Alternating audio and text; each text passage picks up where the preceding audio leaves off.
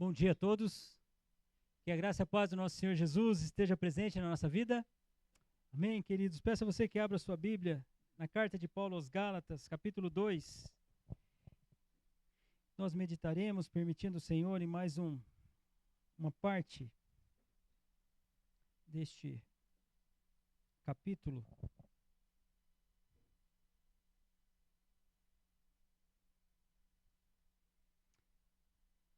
Carta de Paulo aos Gálatas, capítulo 2. Eu quero ler a partir do versículo 11.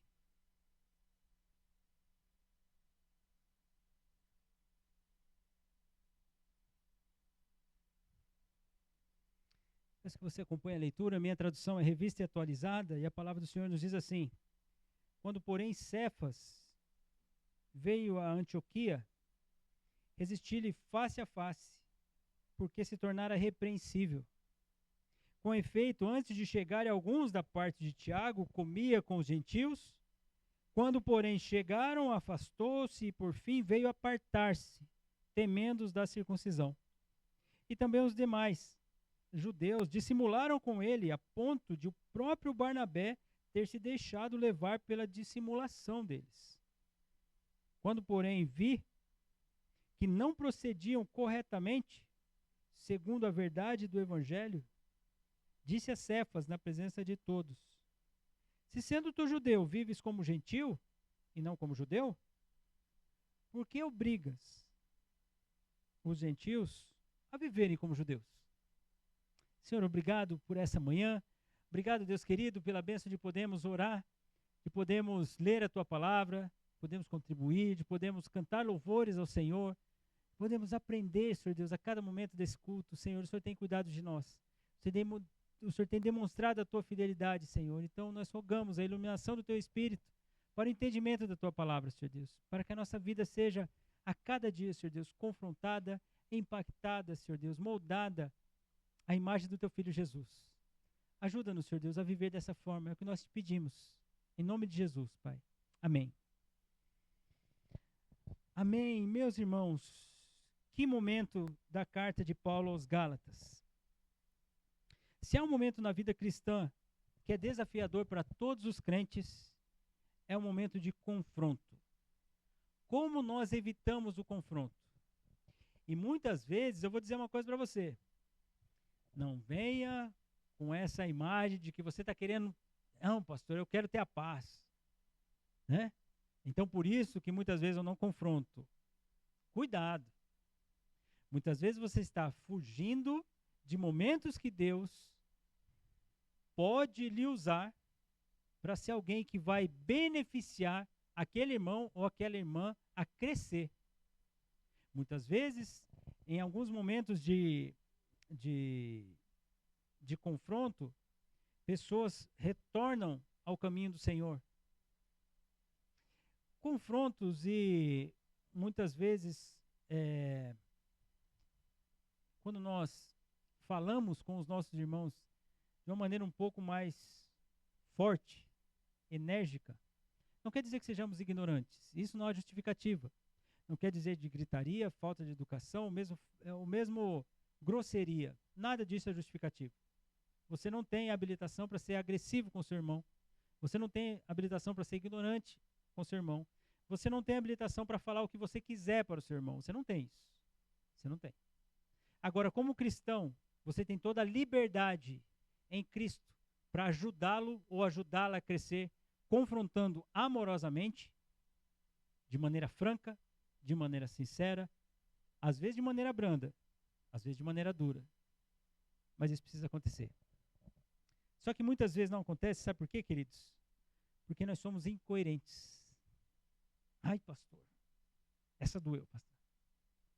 Às vezes nós somos incoerentes, queridos. Já viu um ditado popular que ele é expresso assim? Faça o que eu digo, mas não faça o que eu faço. Isso não funciona para o cristão, queridos. O cristão é assim: faça o que eu digo, porque eu estou vivendo conforme que eu estou pregando a você. O que eu prego é a forma que eu vivo. Então você pode me imitar, porque eu estou imitando a Cristo. Paulo dizia isso aos irmãos: imitai a minha fé, né, porque eu estou imitando a Cristo.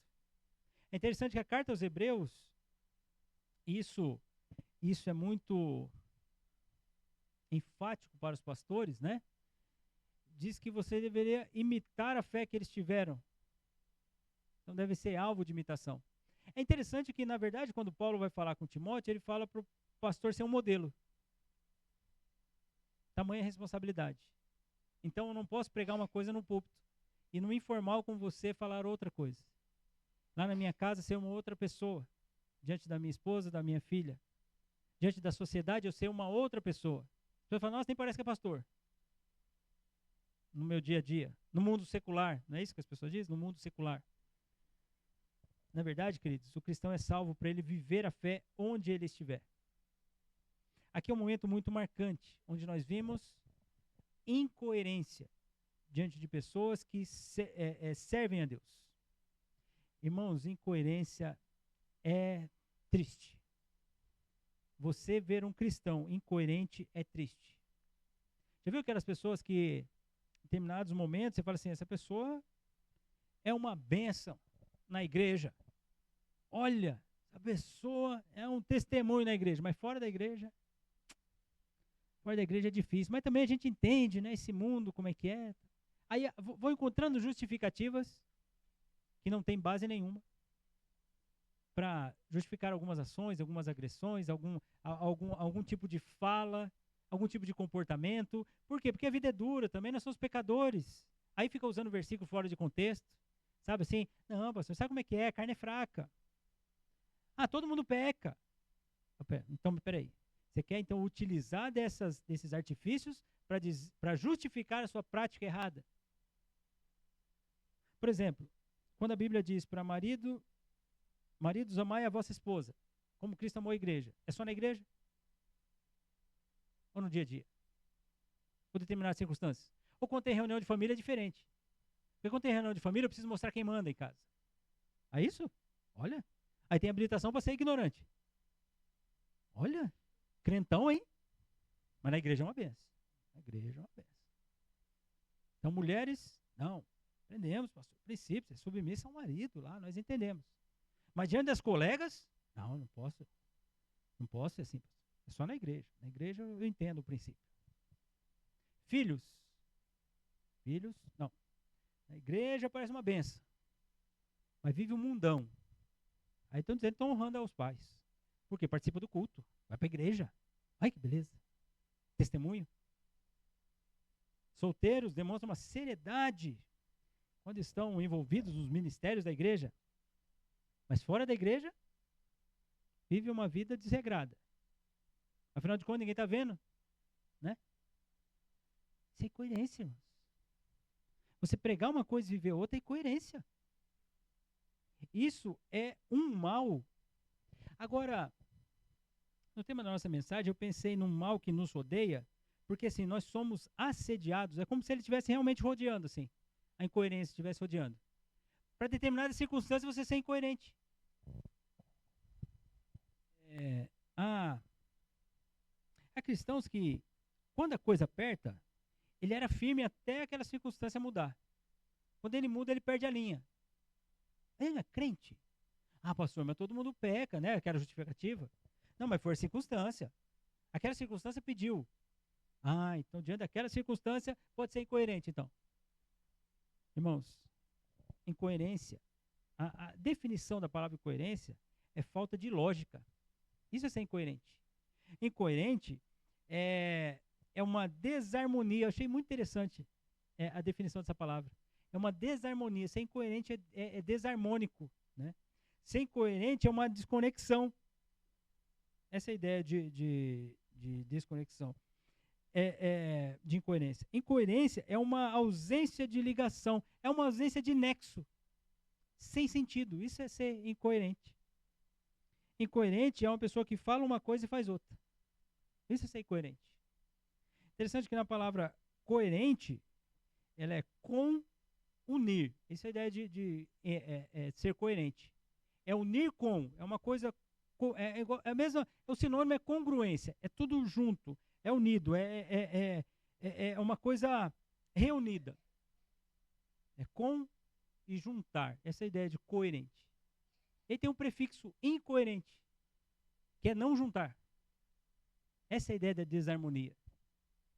Então, ser incoerente, queridos, é aquela ideia de uma pessoa que ela não tem lógica. Ela prega uma coisa, mas na verdade ela é outra.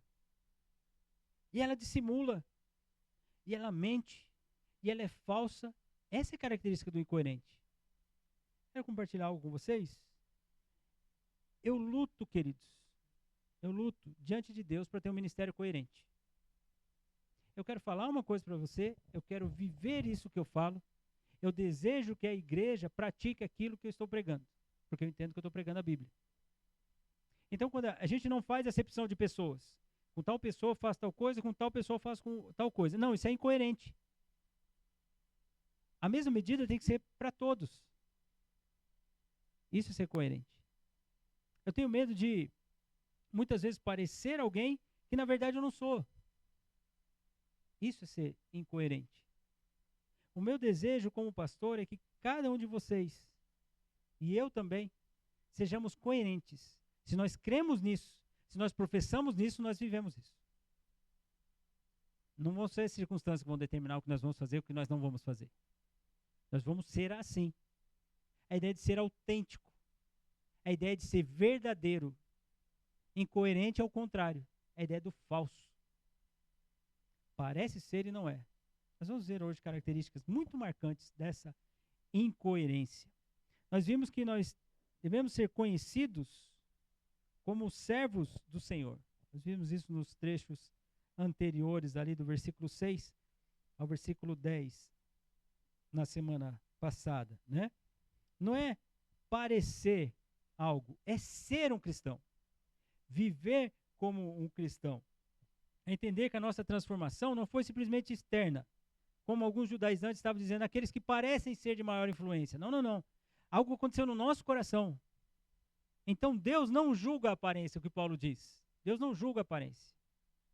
A questão é o seguinte, eu sou apóstolo, aqueles que tiveram influência, eles viveram com o Senhor, sim, foi aquele o tempo deles, mas o Senhor se apresentou a mim na estrada de Damasco. Eu também sou apóstolo. Eles não acrescentaram nada na minha fé. Ou seja, aquilo que eu aprendi, aquilo que eu conheci veio do Senhor. Então é importante esses judaizantes que estão pregando isso, entendam que essa revelação veio a mim a partir de Deus. Eu não fui buscar em Jerusalém credenciais para que eu fosse um apóstolo do Senhor. É interessante que Paulo diz que nós devemos ser conhecidos como servos de Deus, porque nós manifestamos o chamado do Senhor na nossa vida. Nós fomos chamados pelo Senhor. O mesmo Deus que operou em Pedro, Paulo está dizendo, operou em mim. O chamado de Pedro vai ser com os da circuncisão, mas nós vamos ver hoje que Pedro também falou com os da incircuncisos, ou seja, com judeus e com gentios, ainda que Pedro fosse conhecido como aquele que iria pregar aos judeus, é importante nós entendermos que eu fui chamado para os gentios. Agora, o mesmo Deus que operou em Pedro é o Deus que operou em mim. Precisa ficar claro isso para esses que estão pregando aí na Galácia, falando sobre o meu apostolado. Paulo estava afirmando isso aos irmãos. Só que foi interessante que os colunas, né, aqueles que eram reputados como colunas, Tiago, Cefas e João, eles estenderam a destra de comunhão. Eles, ou seja, falaram assim, vocês são, você, Paulo, o seu evangelho, o que você prega, a sua ida aos gentios, faz de nós uma só família. Você é cristão, Barnabé é cristão, Tito é cristão, assim como nós somos cristãos. Nós cremos no mesmo Deus, na mesma salvação em Cristo Jesus. Então, estender a destra de comunhão é aquela aliança que nós temos em Cristo, nós fazemos parte da mesma família. É isso que Paulo está dizendo aos irmãos da Galácia e afirma aqui no versículo 9. E é importante entender que, assim, o trabalho de Pedro, o trabalho de Cefas, o trabalho de Tiago, o trabalho de Bartolomeu, o trabalho de Tomé, o trabalho dos homens e das mulheres de Deus que estão servindo, eles caminham por um propósito só: a honra e glória do Senhor. Era importante ficar claro isso, né? Agora, nesse outro momento, há uma visita de Pedro a Antioquia. Antioquia da Síria, aqui. Berço do início da igreja gentílica, a igreja dos gentios. Pedro faz essa visita. Não se sabe ao certo em que momento foi essa visita. Provavelmente um pouco antes do concílio em Jerusalém, porque no concílio de Jerusalém foram tratados assuntos sobre a comunhão com os gentios. E porque senão Pedro afirmaria, e provavelmente não teria esse tipo de comportamento. Também Paulo relembraria também o que foi tratado no concílio. Então provavelmente aconteceu isso antes de Atos 15, essa visita. Acontece que foi uma visita. Foi uma visita onde Pedro estaria com os irmãos de Antioquia. Irmãos de Antioquia. Irmãos gentios, não irmãos judeus. Isso é importante. Irmãos que foram convertidos ao mesmo evangelho. Lembrando, há poucos versículos atrás, Cefas, né, que é Pedro, né, o nome era Marco de Pedro. Tiago e João estenderam a destra de comunhão, ou seja, nós somos irmãos como vocês, Paulo. A sua autoridade em pregar aos gentios é a mesma autoridade que nós temos em pregar entre os judeus. Amém por isso, somos uma só família. Está tudo certo. Quando Paulo vai visitar Antioquia da Psídia, irmãos, o que eu vou fazer na igreja dos gentios? Eu vou cumprimentar os gentios, porque são nossos irmãos. A barreira de separação quebrada, destruída na cruz, já tinha sido já feita. Nós somos irmãos agora. Não tem mais barreira nenhuma. Não podemos criar barreiras. Então, quando Pedro chega em Antioquia, Paulo diz algo. Eu resisti, Pedro, Cefas, face a face, porque se tornara repreensível. Irmãos, eu iniciei dizendo que algo que muitas vezes nós não gostamos de fazer, e os irmãos há de convir que é ruim mesmo quando você tem que confrontar alguém, né? É ruim, nós muitas vezes fugimos. E aí fala assim, fala para o pastor. Né? Tudo bem, o pastor sabe que isso é uma das partes do ministério, uma das funções do ministério, é algo que exige mesmo alguns confrontos, e eu confesso a você, compartilhando com você aqui, tá? Não é bom mesmo não. Não é fácil, mas é necessário. Quando a nossa mentalidade, o nosso pensamento e o nosso coração está no lugar certo. Sabe, quando nós fazemos um confronto correto, quando nós pensamos em Deus, que a pessoa, ao não fazer tal coisa, ou fazendo tal coisa, erradas, elas estão fazendo contra Deus. Quando você vai com esse pensamento, queridos, pode confrontar. Mas você está com raiva? Vai não. Está irado? Vai não. Tá com ignorância? Está agressivo? Não vai não. Você não vai fazer bem. Você não vai fazer da maneira correta. Agora, vai, literalmente a gente usa essa expressão, mas eu vou emprestar essa expressão aqui. Vai no Espírito. Vai orando. Vai pedindo ao Senhor para te dar a palavra certa. Para que essa pessoa seja restaurada. Por isso, queridos, que eu digo a você, toda disciplina na igreja é restaurativa. Por que muitas vezes nós não gostamos de fazer? Porque é ruim tratar isso. Fala a verdade. Os pais aqui presentes. Quantos filhos desobedecem? É bom executar a disciplina? Claro que não. Você não quer fazer seu filho sofrer, ou sua filha sofrer. Mas ao fazer isso é bom para eles. Eles aprendem, eles crescem, eles são corrigidos. Mas muitas vezes nós não gostamos de corrigir. Mas sabe o que é interessante, queridos? A Bíblia, a palavra de Deus, a Escritura diz que assim, toda a Escritura é inspirada por Deus. E ela é útil para o ensino, para a repreensão, para a correção e para a educação na justiça. Qual que é a finalidade? A fim de que o homem de Deus seja perfeito e perfeitamente habilitado para toda boa obra. Então, ao mesmo tempo que ela ensina, ela repreende. Não é assim que acontece com você quando a palavra de Deus está sendo pregada? Ela repreende. E aí ela corrige. Mantém você no caminho certo. Essa ideia de caminho certo é muito interessante na continuidade do texto, nós vamos entender por quê. Mantém você no caminho certo, corrige. Depois que ela repreendeu, ela corrigiu, ela educa. Ela fala assim, agora fazer o certo é esse. E qual a finalidade? Para você ser maduro e habilitado para fazer a coisa certa. Olha, Assim é a palavra. Por que nós deixamos de corrigir? Pedro aqui se torna repreensível. Lembra da incoerência, que esse é um mal que rodeia? Pedro não podia ser repreendido. Porque uma das características daqueles que estão à frente, daqueles que são reputados como colunas, é ser irrepreensível. Mas, pastor, Pedro é pecador. É verdade. Por isso que ele foi repreendido. Aquele que está em pé, cuide para que não caia. Todos nós precisamos de repreensão. Sim ou não? Sim, todos nós. Nós falhamos.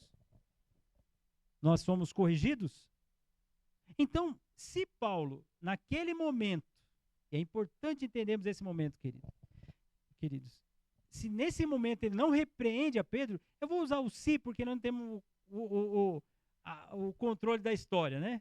Mas se ele não repreende a Pedro, ele perde um momento precioso da igreja do Senhor. Precioso. Sabe o que estava sendo atacado aqui, queridos? Além do evangelho, que é o cerne da questão aqui, Pedro não estava vivendo conforme o evangelho, Pedro não estava no caminho reto, essa ideia do caminho reto, estava afetando aqui a comunhão.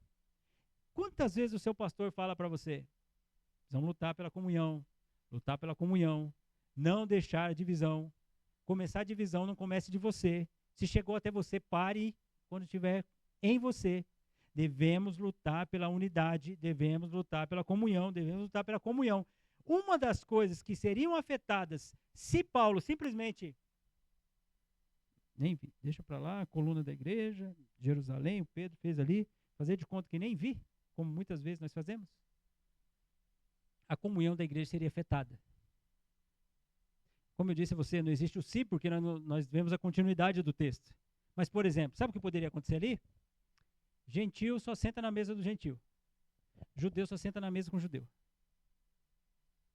Fico feliz no nosso almoço aqui, queridos. Às vezes eu vejo jovens conversando com velhos. Isso é muito bom, queridos. Porque, naturalmente, o jovem sabe tudo, né? O jovem já conhece. O jovem já sabe as coisas, muito moderna. Os idosos, já passou a fase deles. Eles estão no outro século. E estão mesmo, né? No outro século. Não, aprenda com os idosos. E os idosos também têm a humildade de aprender também com os mais jovens. Olha que bênção. Isso é comunhão. Agora, não, jovem só fica com jovem. Por quê? A questão, sabe como é que é na afinidade? Não estou negando que há afinidades. Mas as afinidades não podem ser barreiras para que não nos relacionemos. Não pode ter essa barreira. Não pode existir, queridos. Essa barreira podia ser construída nesse momento. Paulo fala cara a cara com Pedro. Ele confronta Pedro cara a cara. Paulo não deixa subtendido. Sabe, muitas vezes, como nós resolvemos alguns problemas às vezes? Nós chegamos e falamos assim, eu fico sem falar. Resolveu? Fala para mim se resolveu o problema. Você ficou sem falar. O que a pessoa vai chegar à conclusão? Ih, ficou mudo. Perdeu a voz. Está rouco, mas não resolveu o problema. Nós temos esse costume, queridos. Nós estamos com um problema e não resolvemos. Deixa quieto. Deixa quieto não é resolver o problema. Deixa quieto não resolve. Deixa quieto não honra o Senhor. Deixa quieto, sabe o que cria? Um alicerce de barreira.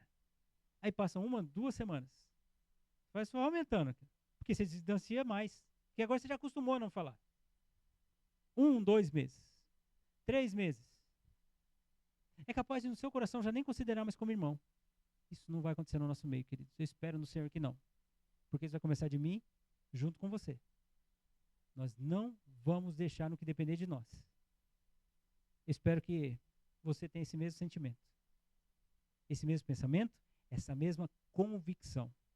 Pedro agora passa a ser repreensível. Mas Pedro, o coluna da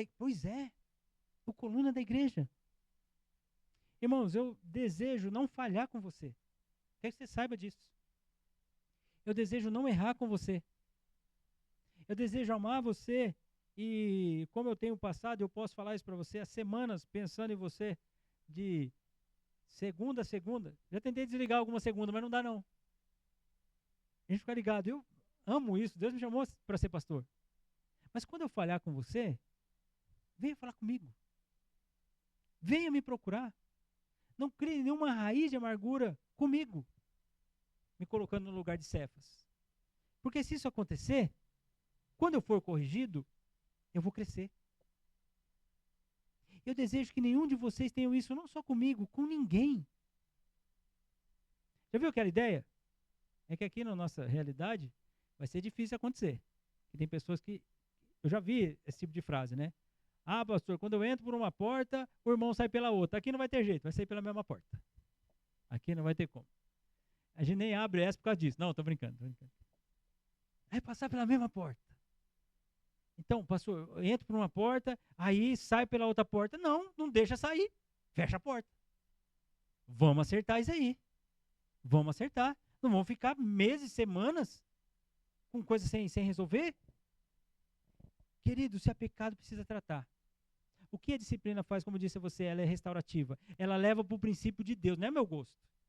É o que Deus diz. O estatuto, o mandamento, a lei de Deus está aqui. Ela é a nossa regra de fé e prática. Então, quando você e eu desobedecemos essa lei, é porque a lei não é minha nem é sua, é a lei de Deus. Então, se desobedece a lei de Deus, você e eu estamos com problema com Deus, antes de estar com problema com os outros. Por isso que quando você vai apresentar a disciplina, Mateus 18, por exemplo, vai uma vez, vai outra vez, vai para toda a igreja, porque a igreja vai demonstrar tanto amor que está dizendo para a pessoa, olha, nós não queremos que você se afaste de Deus. Não é de um comportamento que nós achamos bom ou não. Você não se afaste de Deus. Mas, quando a pessoa está totalmente envolvida no pecado, ela vai se afastar de Deus. Aí, queridos, como sempre é o problema dela com Deus. O que você fez? Você agiu em amor. Você agiu em cuidado. Você apresentou os princípios. Se isso não aconteceu, o problema dela é com Deus. Não é com você. Não é com a igreja. Ainda que ataque o pastor, a igreja, você, os irmãos, as irmãs, não é com você. A gente precisa estar claro quanto a isso. Por que Paulo foi tão firme em resistir Pedro face a face? Eu gostei da tradução da nova versão transformadora, né? É uma outra tradução bíblica que tem. Eu vou ler para você do versículo 11. Ela diz assim, ó: mas quando Pedro veio a Antioquia, tive de me opor-me a ele abertamente, pois o que ele fez foi muito errado. Vou ler de novo, na nova versão transformadora. Mas quando Pedro veio a Antioquia, tive de me opor-me a ele abertamente, pois o que ele fez foi muito errado. Essa é a ideia de repreender. A ideia de repreender, queridos, é que você está negando, você está contra um princípio que é de Deus. O que a incoerência faz? A incoerência torna você repreensível. Lembra que eu disse a você uma das características do pastor? A primeira delas, que encabeça a lista, né, é irrepreensível. Por quê? A ideia de ser irrepreensível não pode ser conhecido por aquele pecado. O pastor peca, eu quero que vocês saibam, infelizmente peca. Essa é uma realidade. O único que não pecou nesse mundo foi o Senhor Jesus. Mas o pastor, ele se arrepende, ele não pode ser conhecido pelo seu pecado. Se ele for conhecido pelo seu pecado e a credencial desse pastor é o pecado, ele é repreensível. Ele não pode pastorear. Essa é a característica daquela apresentação de Timóteo capítulo 3 e a carta também a Tito. É a ideia de ser irrepreensível. Agora, neste momento, Pedro agiu de maneira a ser repreendido. Nem à toa que Paulo falou assim, olha, eu vou falar cara a cara com Pedro, porque esse comportamento de Pedro, essa ação de Pedro, o torna condenável. Ah, meus irmãos, quando você já presenciou assim alguém em uma ação condenável, você foi falar com essa pessoa? Na carta de Paulo aos Gálatas, Paulo instrui como fazer. Depois nós vamos ver um pouco mais para frente. Mas a princípio vamos ficar com essa informação. A incoerência nos torna repreensíveis. Não seja coerente. Continua o texto. Qual foi a prática de Pedro que o tornou repreensível? Vamos continuar lendo o texto. Com efeito, antes de chegarem alguns da parte de Tiago, ele comia com os gentios. Quando, porém, chegaram, afastou-se e, por fim, veio a apartar-se, temendo da circuncisão. Perceberam o comportamento? Enquanto Cefas estava com os gentios, alegria, estava na mesa. Por quê? O comportamento dos gentios era, gente, antes, como a gente entende esse texto, antes do concílio de Atos 15, né? Os gentios comiam carnes, por exemplo, que os judeus não comiam. Isso era um problema? Não, não era um problema em si. Os judeus não comiam. Mas Pedro já teve uma revelação, nós vamos para lá daqui a pouco, que isso não era uma barreira. E não podia ser uma barreira. Então, por exemplo, de repente tinha talvez algum alimento na mesa que Pedro não comia por ser judeu. Ele foi criado assim no judaísmo. Mas aquele alimento em si não era um problema. Mas enquanto ele estava na comunhão com os gentios, está tudo certo. Tudo certo, irmãos. Estamos aqui desfrutando. E aí, como é que foi? Como é que está sendo aqui em Antioquia? Nós estamos ensinando lá as bases da fé. Estamos igual a Igreja Batista de Dom Pedro, né? Nós estamos lá ensinando todo o panorama do Antigo Testamento. Os irmãos gentios nunca conheceram. Eles tiveram aquelas filosofias todas, Sócrates, os deuses diversos. Hoje eles entenderam que isso não é nada. Isso era idolatria. Agora estão aprendendo fielmente o panorama do Antigo Testamento. Estão conhecendo porque são crentes, são fiéis. E Pedro participando daquela comunhão e aquela coisa. O Pedro, e você, Pedro? Eu estou imaginando só, tá, irmão? Não tá, o texto não está escrito ali, só estou imaginando, tá? E você, Pedro, como foi andar com o Senhor Jesus? Como foi caminhar sobre o mar? Que experiência, Pedro. Então, gente, foi isso. Eu fiquei com medo tremendo. Mas eu confiei no Senhor. Eu olhei para ele e fui. Mas olha, eu não tinha força nenhuma. Eu só fui por causa da graça de Deus na minha vida. Por isso que eu consegui ir. Não é à toa, quando eu olhei para os outros lados, eu me desconcentrei. Só estou imaginando a conversa. E a conversa ia. É aquela comunhão acontecendo. Acontece que chegaram os judeus.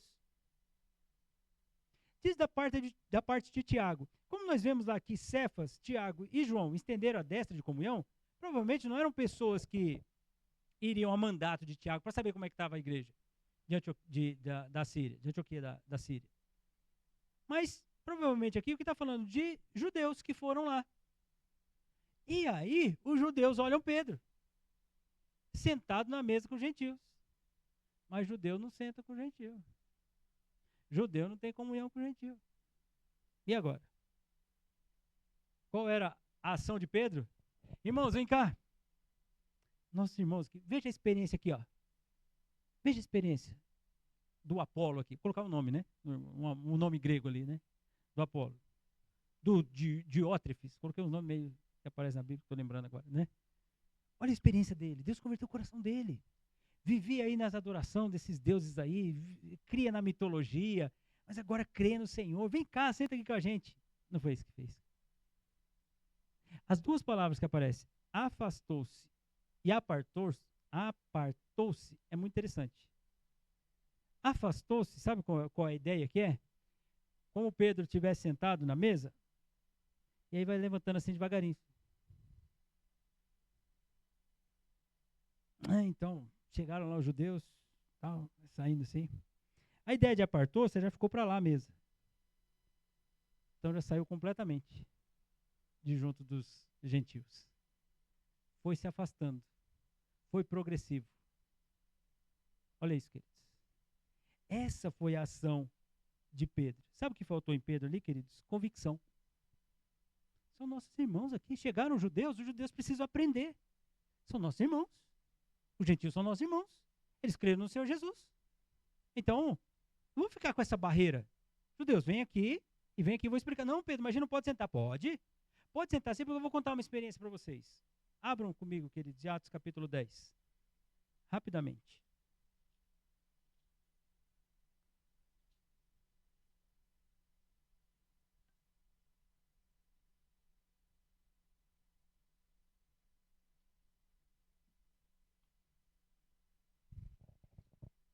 Eu vou ler rapidamente, eu peço que você acompanhe a leitura, tá bom?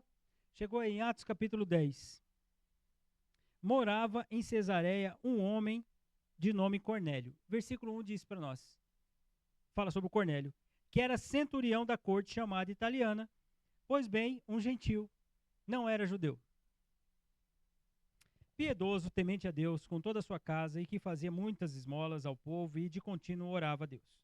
Esse homem observou claramente durante uma visão, cerca da hora 9 do dia, um anjo de Deus que se aproximou dele e lhe disse: Cornélio. Este, fitando nele os olhos, possuído de temor, perguntou: Que é, Senhor? E o anjo lhe disse: As tuas orações e as tuas esmolas subiram para a memória diante de Deus. Agora, envia mensageiros a Jope e manda chamar Simão, o Cefas, o Pedro, que tem por sobrenome Pedro. Ele está hospedado com Simão Curtidor, cuja residência está situada à beira-mar. Logo que se retirou o anjo que lhe falava, chamou 2 dos seus domésticos e um soldado piedoso dos que estavam a seu serviço. E, havendo-lhes contado tudo, enviou-os a Jope. Então, Cornélio tem essa visão. Cornélio gentil manda mensageiros a falar com Pedro. Ok? Continua. No dia seguinte, indo eles de caminho, e estando já perto da cidade, subiu Pedro ao eirado por volta da hora sexta, a fim de orar. Estando com fome, quis comer, mas enquanto lhe preparava a comida, sobreveio um êxtase. Então viu o céu aberto e descendo um objeto, como se fosse um grande lençol, o qual era baixado a terra pelas 4 pontas, contendo toda sorte de quadrúpedes, répteis da terra e aves do céu. Enviou uma voz que se dirigia a ele: Levanta-te, Pedro, mata e come. Mas Pedro replicou: De modo nenhum, Senhor, porque jamais comi coisa comum e imunda. Segunda vez a voz lhe falou: Ao que Deus purificou, não consideres comum. Sucedeu isto por 3 vezes e logo aquele objeto foi recolhido ao céu. Enquanto estava perplexo sobre qual seria o significado da visão, eis que os homens enviados da parte de Cornélio, tendo perguntado pela casa de Simão, pararam junto à porta. Olha o que está acontecendo. Pedro tem essa visão. Animais impuros. Judaísmo. Lembrando, o cristianismo não é um judaísmo melhorado, irmãos. Não é. Aí tem aquela visão. Animais impuros nós não comemos. Animais impuros não comemos. Animais de pata fendida. É aquela questão toda que a lei diz, nós não comemos. Você falou, mata e come. Não, nunca comi coisa imunda. Mata e come.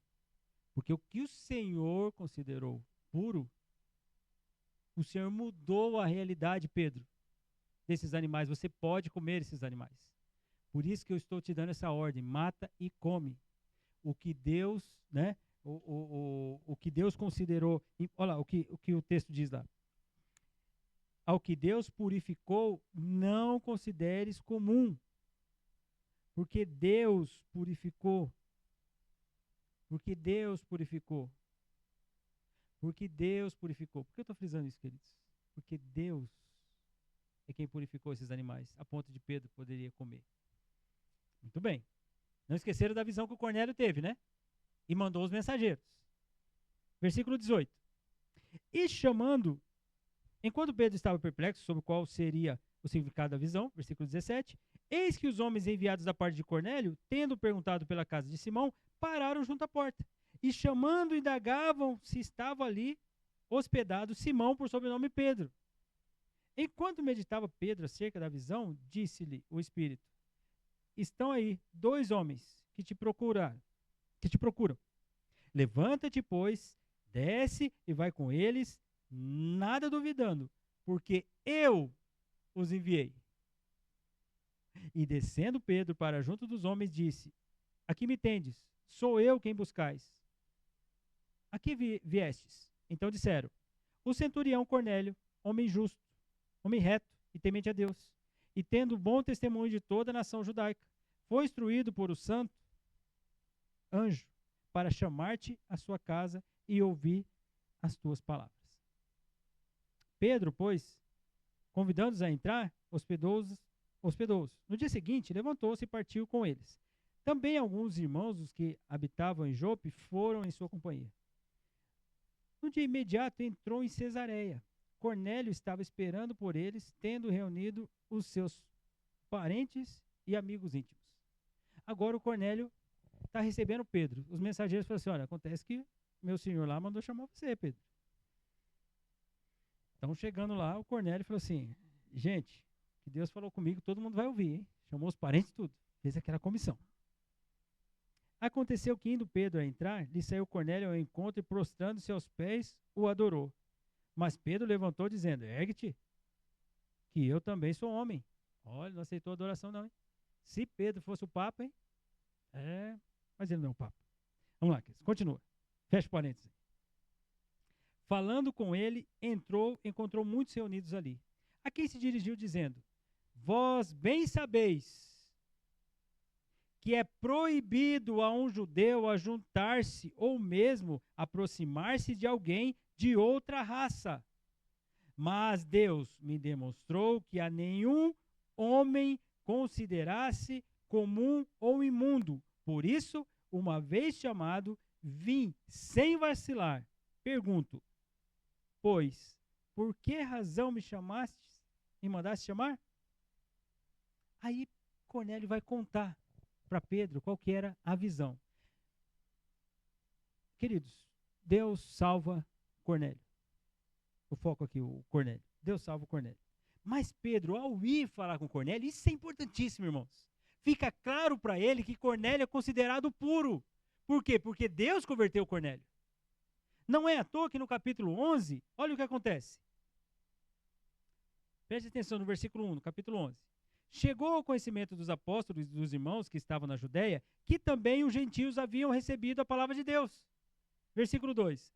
Quando Pedro subiu a Jerusalém, os que eram da circuncisão o arguíram, dizendo, entraste em casa de homens incircuncisos e comeste com eles. Então Pedro passou a fazer-lhes uma exposição por ordem, dizendo, eu estava na cidade de Jope, e conta tudo isso que aconteceu com a salvação de Cornélio. Então, vamos voltar para o texto de Gálatas. Queridos, para Pedro já estava certo. O que Deus considerou puro já estava resolvido. Assim como aqueles animais da visão de Pedro, que Deus disse a ele, mata e come porque eu já considerei puro, já está resolvido. Então, quando Pedro foi falar com Cornélio, ele falou assim, peraí, Deus salvou Cornélio, sendo ele gentil. Está tudo certo. A comunhão em Cristo, a nova aliança em Cristo, faz com que gentios e judeus não tenham mais barreiras. Eu posso comer na casa de Cornélio, assim como eu posso comer com os irmãos de Antioquia, na Síria. Não tem barreira nenhuma. Agora, por que Pedro, ao enxergar judeus chegando, vindo de Jerusalém, ele começa a se afastar? Por quê, Pedro? Por que ele se aparta deles? Por quê? Volta lá para o texto de Gálatas, queridos. Porque Pedro passa a ter algo muito interessante. A falta de convicção trouxe a Pedro medo. E quando nós faltamos com a nossa convicção, sabe o que nós temos? Medo. Medo das pessoas. Nós temos medo de confrontar pessoas às vezes, queridos. Sabe por quê? Vai ficar chateado comigo, pastor. Então você não está pensando na pessoa, está pensando em você. Ah, pastor, mas se eu falar isso, né? Não sei, vai criar uma animosidade. Que animosidade? Você vai falar no espírito? Você não vai falar com a pessoa de maneira cordial, de maneira sincera, de maneira honesta? Você não vai falar em amor? Isso não é isso que você vai fazer? Então, qual que é o seu medo? Seu medo é de ficar mal? Então você está mais preocupado com você do que com o reino? É esse confronto face a face que Paulo está tendo com Pedro. Veja, queridos, nós olhamos uma parte, mas lembrando que Pedro andou com Jesus. Jesus alcançou. Queridos, Pedro viu Jesus falar com a samaritana. Quer mais exemplo que esse? Um homem lá de Gadara. Entre os apóstolos tinha um coletor de impostos. Gente, então Pedro já deveria ter essa experiência com Deus de saber que assim, o alcance das outras nações, dos outros povos, não começou em Antioquia, ainda que seja a primeira igreja gentílica a enviar, né, homens a pregar o evangelho. Não começou ali, ela é em Cristo, ela é princípio do Senhor. Logo eu li para você Atos capítulo 10, Pedro já tinha experiência com Cornélio. Cornélio, que era considerado impuro diante do judaísmo, diante de Deus, Deus converte o coração desses que são considerados impuros. Então, dissimular, que essa é uma palavra muito forte que aparece aqui, apartar-se, afastar-se dos irmãos gentios. Ah, queridos, eu fico imaginando aquele confronto de Paulo. Duvido que Paulo chegou, Pedro. Ah, Pedro, não é bom fazer isso não. Ah, duvido. Eu imagino Paulo. Ah, Paulo deve ter ficado bravo ali. Ah, ele ficou bravo ali. Mas é essa incoerência, queridos, que faz com que a gente fique pensando nas circunstâncias, na opinião das pessoas, o que os outros vão achar, como é que vai me ver, faz com que você e eu não ajudemos as pessoas e não demonstremos amor. Falta de disciplina é falta de amor. Deus disciplina quem ama. Porque muitas vezes nós deixamos coisas acontecerem no nosso meio, sendo que está claro para nós que isso é contra o princípio de Deus e não confrontamos. Porque nós estamos pensando em nós e não no reino. Agora imagina uma igreja onde irmãos não são espiões, não são investigadores, não são policiais da fé. São irmãos em Cristo que presenciam uma situação errada. Como é que esse irmão vai fazer? Como é que essa irmã vai fazer? Presenciei aqui, não fazer de conta que eu nem vi. Pastor que vê essas coisas aí. Por quê? Porque muitas vezes você pode chegar assim e falar assim, meu irmão, deixa eu conversar com você um pouquinho aqui. Mas tá bom não. Isso aí que você está fazendo, eu tenho percebido que tem sido um costume. Não é bom. Biblicamente falando, isso não é legal. De novo, não são investigadores, espiões, nem policiais da fé. Mas você presenciou aquele momento. É o que Paulo diz em Gálatas 6, nós vamos ver lá daqui a pouco. Olha o que acontece aqui, queridos. Pedro faz isso e se afasta. E o que acontece, queridos, depois desse afastamento de Pedro? Olha o que acontece. Versículo 13. Olha como é pernicioso. Irmãos, olha como é perigoso. Versículo 13. E também os demais judeus dissimularam com ele, a ponto de o próprio Barnabé ter se deixado levar pela dissimulação deles. Sabe o que acontece? Incoerência contamina. Falta de convicção contamina, irmãos. Eu fico imaginando a cena, e sempre faço isso que eu estou estudando a Bíblia, queridos. Sempre faço isso. Eu fico imaginando, tá?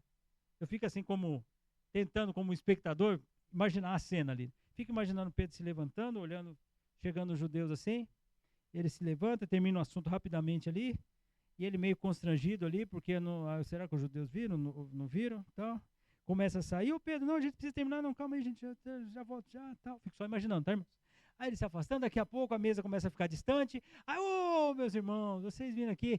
Aí outros judeus começam a olhar e falam assim, o que aconteceu? Pedro estava aqui conversando com a gente, começa a olhar, ih, rapaz, pessoal lá de Jerusalém. Então, não, mas a gente está conversando, não, peraí, já volto, já volto, peraí. Já vai, acompanha Pedro. E o Barnabé é crente. Barnabé foi atrás do Paulo. Barnabé foi um homem espiritual para pregar o evangelho. Foi enviado da igreja de Antioquia. O Barnabé, o José das Consolações, ele foi conduzido por aquilo. O que está acontecendo? O que parece ser é que Barnabé não começou a dissimulação. Ele viu aquele afastamento e falou assim, não, peraí, então o judeu é para lá? O grupo do judeu é para cá? Então eu vou para cá, né? Porque contamina, irmãos. Incoerência contamina. Incoerência contamina. Não seja alguém que é incoerente. Você vai contaminar pessoas para o mal.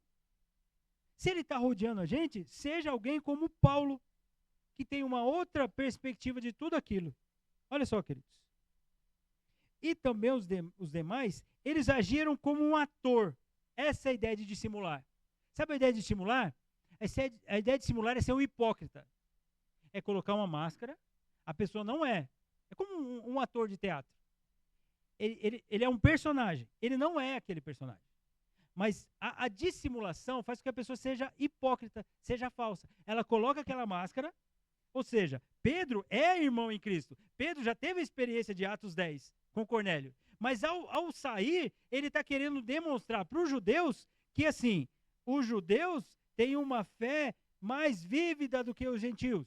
Ou seja, eu creio até que vocês são irmãos, mas assim, a comunhão verdadeira está mais aqui com os judeus, colocando essa máscara de hipocrisia. E isso vai contaminando os outros. Os outros judeus que estavam, inclusive o Barnabé, começam a ser dissimulados. Olha só, queridos. Olha a seriedade disso para o reino. Eu não estou pensando, ainda que esteja acontecendo na igreja de Antioquia, eu estou pensando para o reino. Para o reino agora, vamos parafrasear o que está acontecendo? Para o reino agora, quando se aproxima judeu, não dá para ficar sentado com gentil. Irmão, nós fazemos isso? Quantas vezes aquela pessoa que não é tão legal, pelo menos para você, você se afasta dela? Por que você não se aproxima? Porque você tem vergonha? Porque você não tem paciência? Você não ama isso? Você quer ficar bem com os outros, né? O evangelho não tem pompa para ninguém, irmãos. Eu disse a você, amo os teólogos, os pregadores, conhecidos e não conhecidos também. Que bênção, né? Quando eu passei por uma fase na minha vida muito difícil, irmãos. Muito difícil. Espiritualmente, lutas assim, interiores e exteriores. Eu lembro que durante um tempo, eu estava saindo da igreja que eu congregava em Jacareí, para ir para a igreja do Parque, depois de um tempo para a igreja do Parque. Nesse meio tempo, eu vi muito as pregações do reverendo Hernandes Dias Lopes. Eu tenho algumas convicções diferentes, né? Eu tô que Hernandes Dias Lopes é uma bênção, mas ele é presbiteriano, né? Eu sou batista, nós temos algumas diferenças, né, de crenças, né, com relação, mas nós somos irmãos, com relação a ser batista e ser presbiteriano. E aí eu fui convidado para ser voluntário no Ministério Fiel, numa conferência da Fiel. Quem estava pregando lá? Hernandes Dias Lopes. E aí, queridos, eu estou lá servindo no Ministério Fiel e ele está vindo na mesma calçada. Sabe qual foi o meu sentimento naquele momento, queridos? Foi tirar foto com o Hernandes Dias Lopes. Estou criticando quem tira foto. Pode tirar foto à vontade. Aí, de repente, falar, o reverendo, que alegria. Mas era chegar para ele e falar assim, pastor, obrigado. E foi isso que eu fiz, queridos. Estava vindo na calçada ali, falei assim, que benção, eu nunca tive contato com esse homem, mas fui tão abençoado com as mensagens dele. Durante um momento tão difícil da minha vida, aí encontrei. Quando cheguei, falei, pastor Hernandes, nem chamei de reverendo, chamei de pastor, né? Porque os presbiterianos têm reverendo. Falei, reverendo Hernandes, eu queria fazer um agradecimento ao Senhor. Ô, meu irmão, tal, não sei o que, ele até me apresentou um pastor que estava do lado dele e tal. Nos momentos mais difíceis da minha vida, meu irmão, as suas pregações aqueceram meu coração. Só quero dizer uma coisa para o Senhor. Que Deus abençoe o seu ministério. Você continue abençoando outras vidas aí. Deus abençoe, meu irmão. Dei um abraço nele e fui embora. Estava resolvido. Era gratidão. Não adoração. Era gratidão. Não adoração. Irmãos, nós não podemos criar essas barreiras. Pessoas que devem ser adoradas, conhecidas pelo seu conhecimento, pelo seu reconhecimento, pelo tanto de views na internet, pelo tanto de livros escritos, pela sua posição ministerial. Não, irmãos, não vamos criar barreiras. Esses irmãos, essas irmãs, conhecidos ou não conhecidos, precisam sentar na mesa conosco. E temos uma conversa de cristão para cristão, sem adoração para ninguém. Sem adoração para ninguém. Porque nós crentes, muitas vezes, criamos ídolos intocáveis. Intocável. Olha, aquele irmão ali intocável. Ixi, vai sentar na mesa comigo? Comigo? Quem é você? Você é filho de Deus? Você é filho do Rei dos Reis? Então pode sentar com você, por que não? Pastor, mas eu não tenho conhecimento acadêmico. Quem falou que isso é barreira? Quem falou que isso é barreira? E por que nós criamos isso, irmãos? Por que nós criamos isso? Porque nosso coração é idólatra. Agora, Pedro, ao fazer isso, Paulo foi preciso. Olha só, queridos, o que diz o texto. Quando eu vi, eu não consigo imaginar Paulo assim, como é que Pedro está se comportando? O que será que Pedro está fazendo, hein? Será que Pedro está sentando? Não. Eu fico imaginando Paulo na comunhão com os irmãos. Então, rapaz, você estava lá, você vê que coisa. Não, quando a gente olha, como fazer aquela viagem lá missionária lá, foi muito interessante, rapaz, a gente passando lá. Daqui a pouco, Paulo olha, vê Pedro se levantando. Ô Pedro, não fique, não, já volto, já volto. Por quê? Aí Paulo olha e vê os judeus chegando. Pedro levantando, judeu chegando. Pedro levantando. Aí daqui a pouco vê os outros judeus se levantando também. Aí, o que está acontecendo? Aí o Barnabé se levantando também na comunhão. Aí Paulo olhando tudo aquilo, quando eu vi. Não, quando eu vi, não, isso aí é reino. Quando eu vi, olha o que o texto diz, versículo 14. Quando eu vi que eles não estavam andando no caminho reto. É isso que está dizendo. Quando eu vi que eles não estavam andando no caminho reto, que eles não estavam procedendo corretamente, a verdade do evangelho, eu disse a Cefa na frente de todo mundo, porque ele pecou contra todo mundo, isso foi público, pecado público tem que ser tratado publicamente. Eu não vou chamar o Pedro de canto aqui, o Pedro, faz isso não, Pedro. Não, o que o Pedro fez? Pedro não levou em consideração a igreja, Pedro não levou em consideração o sangue de Cristo, Pedro não levou em consideração o evangelho, Pedro não levou em consideração a unidade em Cristo.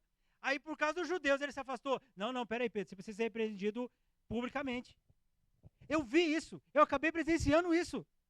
Ele chega e fala assim, peraí, quando eu vi que não procediam corretamente, segundo a verdade do evangelho, eu disse a Cefas, na presença de todos, sendo tu judeu, você vive como gentil e não como judeu. E por que você está obrigando agora os gentios a viverem como judeus? Ô Pedro, você é judeu. Estava sentado até agora com os gentios. Os gentios entenderam. Judeus e gentios têm comunhão em Cristo Jesus. Por quê? Porque é o evangelho. E é isso que Paulo está preocupado. Isso é o evangelho. Nós temos comunhão. Agora, quando chegam os judeus, aí você está falando para os gentios, nós não temos tanta comunhão não, porque é judeu aqui, ó, judeu com judeu, gentil com gentil. Não. Eu repreendi face a face. Não é porque Pedro é coluna da igreja. Vai fazer coisa errada. De jeito nenhum. De jeito nenhum. E a base disso, queridos, é o que Paulo diz, olha. Eles não andaram corretamente, não é uma opinião de Paulo. Não é porque, coitadinho dos irmãos gentios de Antioquia. Não é porque, eu estou evangelizando e agora nossa, os gentios vão se perder. Não, porque, nossa, mas que triste. Nossa, eu fiquei tristinho com o comportamento de Pedro. Claro que não, queridos. O que Paulo estava preocupado é com o evangelho. Quando alguém faz coisa errada, quando alguém é incoerente, é contra Deus que estão fazendo. Não é contra mim, contra você. Quando alguém está pecando e continua impenitente nesse pecado, é contra Deus, não é contra a minha opinião ou a sua opinião. Então, o fato de Pedro se levantar, se afastar, se apartar e as outras pessoas seguirem a Pedro, irmãos, isso é contra o Evangelho. O Evangelho de Cristo faz com que a nova aliança em Cristo. Quando nós tomamos a ceia, queridos, aqueles que participam da ceia, o sangue derramado uniu a mim e a você, realidades diferentes. Tem irmãos aqui de várias localidades. Humanamente falando, nós não íamos nos encontrar, irmãos. Humanamente falando. Alguns são familiares, que assim nós encontraríamos, né? Se olharmos assim, pensarmos dessa forma. Mas outros nós não nos encontraríamos. Mas o sangue de Cristo nos uniu. Agora, por causa de uma opinião minha, por causa de uma visão minha, de uma incoerência minha, eu vou causar divisão, eu fico imaginando Paulo falando, ô Pedro, peraí, Pedro. Não, o que é isso? O que está acontecendo? Não, Pedro, isso não. Nós somos irmãos, você está sentado até agora aqui na mesa com os gentios. Não, Pedro. São nossos irmãos. Depois Paulo vai tratar um assunto, queridos, tanto na carta aos Gálatas quanto aos Romanos, a justificação pela fé. Semana que vem, permitindo o Senhor, se o Senhor Jesus não voltar, se eu não for para ele, nós vamos meditar em justificação pela fé. Uma doutrina bíblica, cristã. Nós fomos declarados justos por Deus, gentios e judeus. Irmãos, agora, por causa dos judeus, você vai dissimular, agir falsamente? Não. Isso é contra o evangelho. De novo, queridos, não é uma opinião de Paulo pela igreja de Antioquia, não é pelo coitadinho dos irmãos de Antioquia, é por causa do evangelho. Fazer coisa errada, ser incoerente, é contra Deus. Não adianta você falar assim, eu sou cristão lá na igreja, você está na sua empresa, você tá fazendo coisa errada, você não é cristão, meu irmão. Você não é cristão. Ou você está dissimulando. Enganando a gente. E se enganar a gente não tem problema. Engana a gente. Você vai se acertar com Deus. A igreja não é do Senhor, sim ou não? Você está mentindo para a gente? Meu irmão, você não sabe o que você está brincando. Essa é a verdade que igreja do Senhor, igreja que crê no Evangelho, precisa entender. Essa é a verdade, sem dissimulação, sem falsidade. Não pode deixar que essa unidade seja perdida por causa de judeu. Veio lá os de Jerusalém. Veio lá os de Jerusalém, eu não posso estar aqui com os gentios. Pode sim, deve sim. Os irmãos que têm que aprender como é que funciona. Os irmãos precisam crescer. Agora deixa de falar por causa de incoerência. Pode ser Pedro, pode ser Barnabé, pode ser Tiago, pode ser quem for. A gente vai falar. Isso não vai acontecer não. Nós não podemos deixar. Mas o irmão é influente na igreja. O irmão tem reputação na igreja. O irmão tem tanto PhD. O irmão tem anos de ministério. O irmão é o senhor. O irmão é o jovem. O ministro do louvor. É o pastor da igreja. É o fulano de tal. É a fulano de tal. Cuide. E aí deixa de confrontar? Não, irmãos. Não, isso não vai acontecer não. Eu conto com você. Eu conto com você. Nós somos crentes. O que nos uniu foi o sangue de Cristo. Não é conveniência não. Nós não temos clube aqui. Não é clube. Nós fomos unidos segundo o Evangelho. O que nos une é o Evangelho de Cristo, é a graça de Deus, é o sangue precioso de Cristo. Então, por essa unidade, eu vou lutar, meu irmão. Eu espero que você lute junto comigo. Não vamos deixar a divisão. Clubinho, sabe? Clubinho. Tem um clubinho do tal, o clubinho do tal. Não, esse clubinho não se mistura. Como não se mistura? Como não se mistura? Então, se não se mistura, nunca foi unido. Nunca fez parte. Pastor, se a igreja crescer, irmão, se a igreja crescer, eu conto com você. Eu conto com você. Para que pregações como essa norteiem a nossa igreja. Com mais pessoas. Porque esse é o evangelho. Se eu, como pastor, não puder sentar na mesa com você, eu estou com um problema sério, irmãos. Eu estou com um problema seríssimo. Porque eu sou pastor da igreja, eu sei da autoridade que Deus me deu. Eu sei da autoridade que o Senhor me concedeu. Mas eu sou irmão com você. Eu sou irmão com você. Eu quero estar com você. Não, mas agora, não, irmãos, agora eu estou nessa posição, tal, agora eu sou líder do ministério tal, não, agora tenho essa, não, para com isso. E quem pagou o alto preço foi Cristo, irmãos. Eu fico imaginando Paulo, diante daquela situação, queridos. Paulo que entendeu o evangelho, que estava caminhando, e ele fala isso, em versículos atrás, eu estava caminhando para Damasco para perseguir a igreja, para prender cristão. Eu saí com carta porque eu estava crendo que aquilo era de Deus. O que era de Deus? Acabar com esses que estão pregando o caminho. Acabar com esses que estão falando de Jesus. Eu saí com essa intenção, eu era zeloso em fazer isso. Zeloso em praticar o judaísmo. Mas quando Jesus me apareceu, eu tive que ficar cego para poder enxergar. Eu tive que ficar cego para poder enxergar. A primeira palavra que o Ananias fala para mim é irmão. Irmão Paulo. Ananias podia ser um alvo muito grande da minha perseguição. Mas agora eu sou unido com Ananias. Agora, por causa de alguns judeus, por causa de alguma circunstância, eu vou acabar com essa unidade? De jeito nenhum, meu irmão. De jeito nenhum. Não crie barreira, meu irmão. Não crie barreira.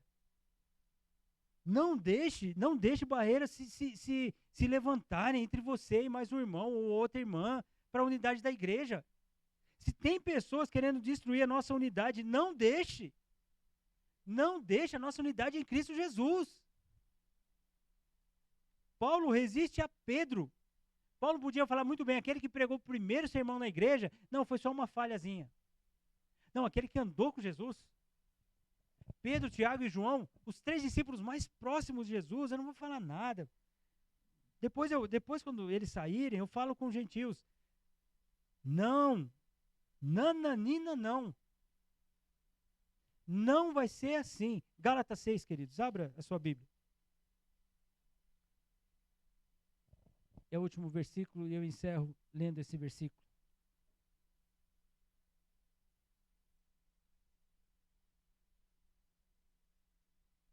Irmãos, versículo 1.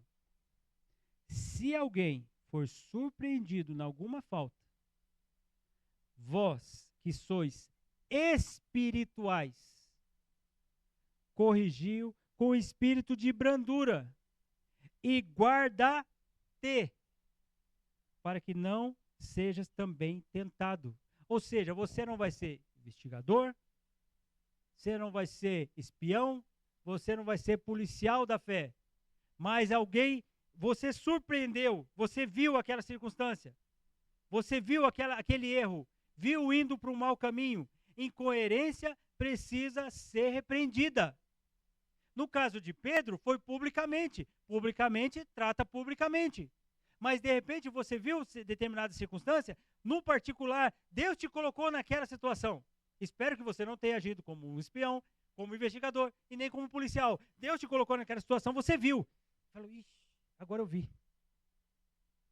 Qual que é a responsabilidade? Gálatas 6. Mas eu vou me expor? Vai. Mas a pessoa talvez ficar chateada comigo? Vai. Mas talvez ela vai não entender? Vai. Mas você é espiritual. Você é crente.